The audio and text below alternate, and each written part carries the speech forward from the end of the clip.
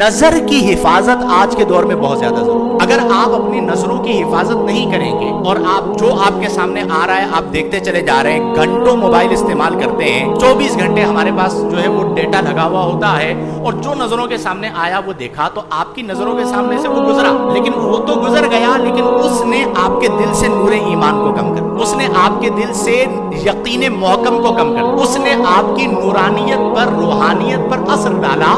تو آپ کم از کم یہ دیکھیں کہ میں کسی ایسی چیز کو نہ دیکھوں۔ عورتوں کو دیکھنے سے کیوں منع کیا گیا؟ نبی کریم صلی اللہ علیہ وآلہ وسلم نے عورتوں کے ساتھ خلوت اختیار کرنے سے کیوں منع فرمایا؟ نبی کریم صلی اللہ علیہ وسلم فرماتے ہیں ایاکم والخلوۃ بالنساء والذی نفسی بیدہ ما خلا رجل بامرأۃ الا دخل الشیطان بینہم۔ نبی کریم صلی اللہ علیہ وسلم فرمایا کہ تم پر لازم ہے کہ تم عورتوں کے ساتھ خلوت اختیار کرنے سے بچو، یعنی تنہائی میں ایک غیر محرم مرد اور ایک غیر محرمہ عورت جمع ہو۔ نبی کریم صلی اللہ علیہ وسلم نے فرمایا اس سے اپنے آپ کو بچاؤ۔ پھر وجہ بیان فرمائی کہ والذی نفسی بیدہ، اس ذات کی قسم جس کے قبضہ قدرت میں میری جان ہے، ما خلا رجل بامرأۃ الا دخل الشیطان بینہم، کہ جب کبھی کوئی مرد اور عورت خلوت میں جمع ہوتے ہیں تو ان کے درمیان شیطان داخل ہو جاتا ہے۔ اور آپ کے سامنے ایسے بہت سارے معاملات اور ایسے بہت سارے واقعات موجود ہیں کہ جہاں پر انسان پھر بہکتا ہے، پھر کئی واقعات رونما ہوتے ہیں۔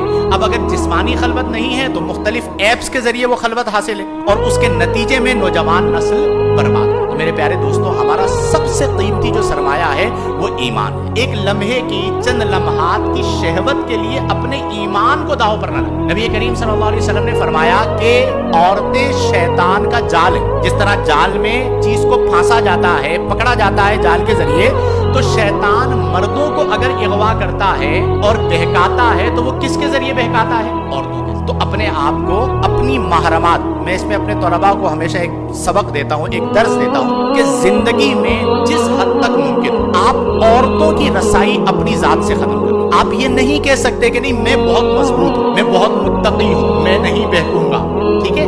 اگر آپ یہ کہتے ہیں تو آپ اپنے نفس پہ بھروسہ کر رہے ہیں، اور نفس سب سے بڑا دھوکے باز۔ ان النفس لامارۃ بالسوء، کہ نفس جو ہے وہ برائی کا حکم دینے والا ہے۔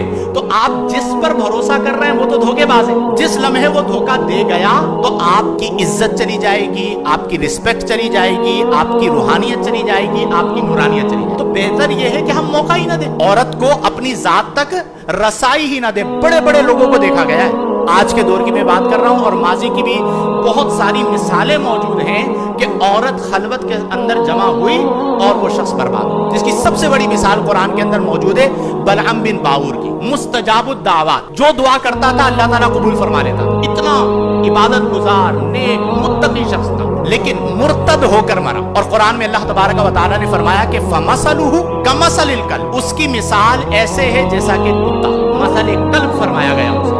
اس کی وجہ کیا ہے کہ وہ بھی عورت کے دامے فریب میں آیا اور اس کا ایمان بھی برباد ہوا، اس کی مقبولیت بھی برباد ہوئی، اور وہ قیامت تک کے لیے نشان عبرت بن گئے۔ تو میرے پیارے دوستو، ایسا نہ ہو کہ ایک لمحے کی شہوت، ایک لمحے کا مزہ جو ہے وہ ہماری آخرت کو برباد کر دے۔ تو آج اس امر کی بہت زیادہ ضرورت ہے کہ ہم اپنی نظروں کی حفاظت